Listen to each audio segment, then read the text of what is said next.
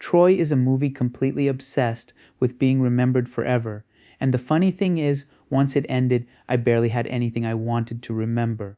I didn't hate this movie, I also didn't really like it. It just sat right in that middle zone where I watched the whole thing, had a decent enough time, and immediately thought, yeah, I'm probably never watching that again. Before I get into it, like and follow if you're into movie reviews where we actually say what we think. Because this one might be the definition of a movie that's just fine. The setup is basically a giant war caused by love, pride, power, and men who refuse to let anything go. Paris takes Helen back to Troy. Menelaus wants revenge. Agamemnon sees the whole situation as the perfect excuse to take Troy. Hector is stuck cleaning up everybody else's mess. And Achilles joins because he cares more about having his name remembered than anybody's politics. On paper, that should give you everything: romance, betrayal, family, massive battles, rival warriors, kings fighting for power, and characters chasing immortality. And somehow for me, all of that turns into a movie that feels much less exciting than it sounds. That's my biggest problem with Troy.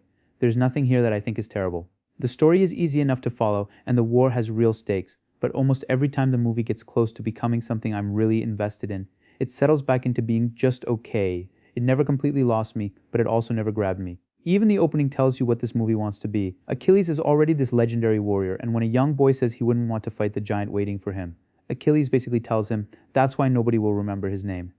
That's a strong idea. Honestly, that idea interested me more than a lot of the movie built around it. Troy keeps putting good themes on the table: glory versus peace, love versus responsibility, pride versus survival.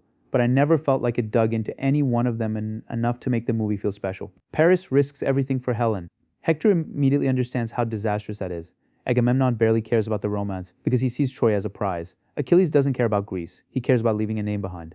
Everybody has a reason to be there, but the movie still feels strangely distant. Hector probably comes closest to giving the story real weight because he understands that war isn't some heroic fantasy. When Paris talks about dying for love, Hector tears that idea apart. He's killed men. He's watched them die. He knows there's nothing poetic about it, and that's why the Paris and Menelaus fight should have hit me harder than it did. Paris wants to take responsibility for the war he helped start. But when the fight turns against him, he crawls back toward Hector, and Hector steps in to protect him. I understood what the scene was doing. I understood why it mattered. I just didn't feel much from it. That happened to me a lot during Troy. I could see the drama without really being pulled into it. I'll give the movie credit though. The Achilles and Hector conflict is easily one of its stronger parts. Once Patroclus goes into battle wearing Achilles' armor, and Hector kills him thinking he's fighting Achilles, the war finally becomes personal. Achilles isn't fighting for Agamemnon or Greece anymore, he wants Hector. The confrontation works because Hector knows what's coming. He says goodbye to his family, asks Achilles to agree that the loser will receive proper funeral rites, and Achilles refuses. That's one of the few stretches where the movie gave me the tension I wanted more consistently. Even better is what happens after Hector's death. Priam walking into Achilles' camp and asking for his son's body is one of the movie's strongest moments. He tells Achilles he has endured the impossible by kissing the hands of the man who killed his son. Suddenly, all this talk about glory and honor becomes simple. He's just a father asking to bury his child. Achilles giving Hector back and allowing 12 days for the funeral is one of the rare moments where the movie slows down and really lets the characters feel human. I like that. I just wish I had more moments I felt that strongly about, because real talk, this movie has all the ingredients of something I should want to revisit, and somehow I don't. You've got brothers fighting for each other, a warrior chasing immortality, a prince risking his country for love, kings using tragedy as an excuse for power, and the Trojan horse bringing everything down. Yet when I think about whether I'd ever sit through the whole thing again, my answer is probably no. And that doesn't mean I regret watching it. I don't. If this was already on a streaming service and I was bored with nothing else lined up, sure, I could watch it. But would I buy it? No. Rent it? No. Pay extra because I specifically wanted Troy tonight? Absolutely not. That's the weird place this movie lands for me.